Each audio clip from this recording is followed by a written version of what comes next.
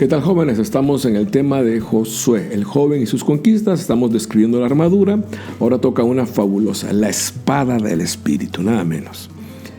Déjenme irme al pasado, un poquito más pasado de lo que algunos imaginan. Era el año 81, 1981. En el autobús de regreso a casa, después del campamento, aquel campamento donde tuve mi encuentro con el Señor, un extraño deseo me quemaba el corazón. Apenas llegué, subí como una bala a mi estudio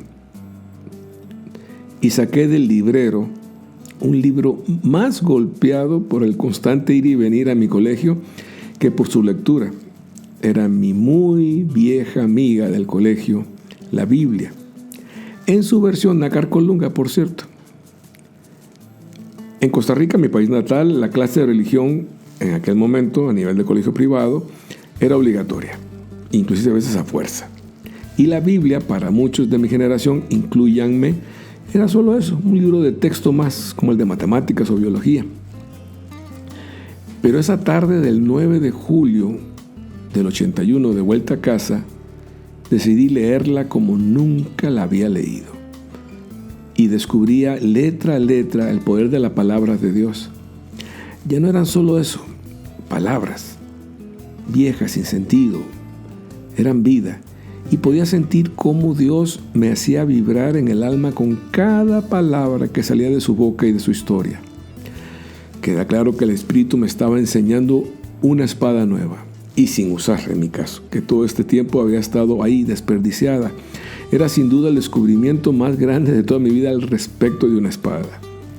Era como viajar todos los días medio dormido al colegio y un día despertar, ver y descubrir que en ese viaje diario y aparentemente monótono viene la muchacha más guapa del colegio y que viene al lado tuyo y que además quiere hacer conversación contigo, por si fuera poco. Digo, no faltará el adolescente que se emocione con esto. Bueno, aunque la comparación pierde, algo así me pasa en ese momento con la Biblia. La descubro y veo su gran belleza. Desde entonces se volvió mi amiga inseparable. Ojo, ya no hablo de la muchacha del autobús, ¿sí? Me explico, hablo de la Biblia. Es parte intrínseca en mí. Debo tenerla cerca y dejar que me guíe y, si es el caso, me estorbe. Pero ella, como palabra de Dios que es, está presente. Y en aquel momento la leía con una alegría increíble, un descubrimiento. Hoy, además, la tengo como un arma constante. Son 1000 historias que no pararía de contar, pero la palabra ha sido un arma vital para mí en cada día de mi vida desde que me encontré con Jesús. En la carta a los Hebreos, en el capítulo 4, versículo 12, uno de los más famosos pasajes, dice: ciertamente la palabra de Dios es viva y eficaz, más cortante que la espada alguna de 2 filos, penetra hasta las fronteras del alma y del espíritu, hasta donde se juntan la médula, pone a prueba los sentimientos y los pensamientos del corazón, nada menos. Y en versículo que me gusta compartir con los jóvenes, Salmo 119:9 dice: ¿cómo podrá el joven llevar una vida limpia? Viviendo de acuerdo con tu palabra. Y la palabra es esa. Volviendo al pasado, en aquellos años, mientras veíamos con ojos juveniles la película de Rambo, una de las partes más impresionantes para mí fue el verlo sacar un súper cuchillo con aguja de coser para uniformes rotos o en su caso para coser heridas. ¿Se acuerdan? Traía hasta brújula, 2 diferentes filos además. Uno tipo serrucho, que si era el caso atravesaba la madera, y el otro normal, capaz de cortar lo incortable. Era impresionante ver todo lo que hacía con esa arma bien camuflajeada. Pues quiero que sepas que Dios ha puesto en tus manos y en las mías una espada frente a la cual este supercuchillo de Rambo parece una maquinita de afeitar desechable y de segunda. Con todo, sí es importante la comparación, pues si le diéramos la importancia que merece a esta arma que Dios nos ha dado, como se la daba Rambo a la suya, siendo un soldado salido de la imaginación de una raza que se cree superior a muchos, ¿qué no haríamos tú y yo con la espada del Espíritu en nuestras manos? Piénsalo. No, mejor no lo pienses. Hazlo. Te podría decir sin equivocarme, a este respecto aún no has visto nada. Volviendo al tema del soldado, pues todo espadachín debe ser instruido y entrenado para aprender a usar su espada. Sería prácticamente un suicidio, meterse a blandir una espada sin saber usarla. El primer herido podría ser tú misma, tú mismo, y no por tu enemigo, por propia mano. Si puede pasar con un cuchillo de cocina, usa tu imaginación para pasar en una espada. Y esta espada no es la excepción. Necesitas entrenarte, conocerla, hacerla tu amiga, dominarla, pues eso te va a salvar algún día de muchas cosas. En Apocalipsis, en el capítulo 1, en el 16, dice: y de su boca salió una espada aguda de 2 filos. Estamos en el tema.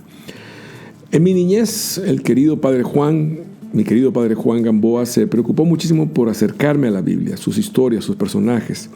Se ayudó con todo: dibujos, música, imaginación. Acuérdense que si algo pierde gusto para un joven, es un libro obligatorio. Un mecanismo mental se activa y nos dice: no lo leas, revélate. Tiempo después, cuando tuve mi encuentro con el Señor, todos aquellos versículos que Juan me había enseñado con tanto cariño cobraron vida. Más allá, me llenaban de vida a cada instante, de verdadero poder. Al principio era algo casi ridículo el hecho de memorizar versículos, de leer un proverbio diario, de acompañar a Jesús en parábolas e historias que hemos escuchado 1000 veces. Pero hoy, tiempo después, es esa palabra la que sostiene todo lo que soy y lo que hago. Jesús. Aún años después, muchos años después, sigue siendo tan nueva y regenerativa como la primera vez que me encontré con ella. Un germen de salvación que crece en mi ser cada vez que la leo.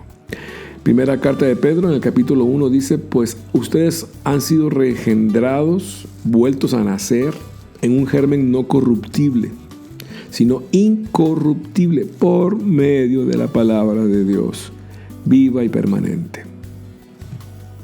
La palabra de Dios es un arma que da vida. Ella estaba conmigo aquel día de mi encuentro con Jesús.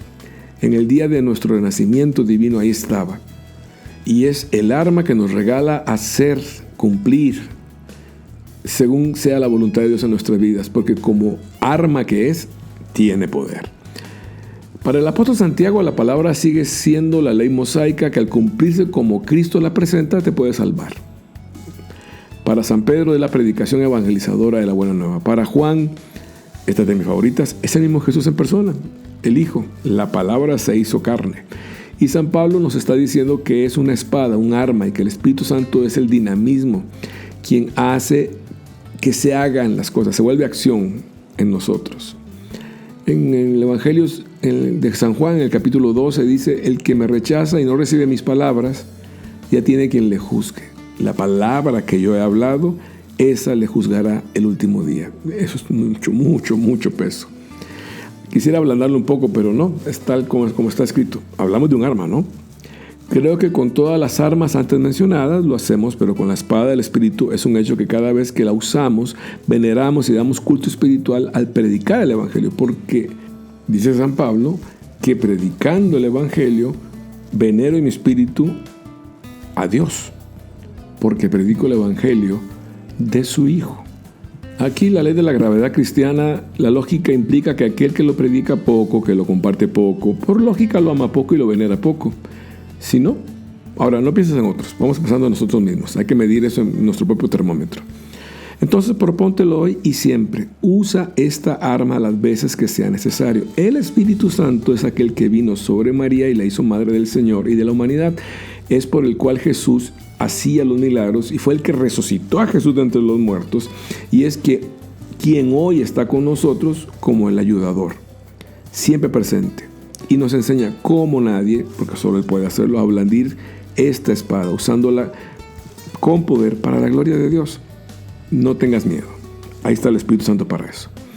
El enemigo se preocupará por una serie de cosas básicas: que no la descubras, que la confundas, que no la valores, que le tengas tanto respeto que no te le acerques, que la presumas pero que no la uses, que la conozcas muy bien pero que todo el tiempo se te vaya en eso y no en usarla, que la confundas con imitaciones y finalmente que no la uses. Venga, quedemos claros, no te preocupes por hacerte un gran erudito de la Biblia, en la Biblia, para vivirla. Qué bueno que te nace el deseo de conocerla más, esa es la idea. Pero eso va a ser válido siempre y cuando esté ligado a tu crecimiento en amor, a tu crecimiento en poder y en frutos de aquel que es la palabra. Si no, pues estamos hablando de letra y solo de eso. Ya diría San Pablo, hablando del Espíritu Santo, el cual aquel que nos capacitó para ser ministros de una nueva alianza, no de la letra, sino del Espíritu.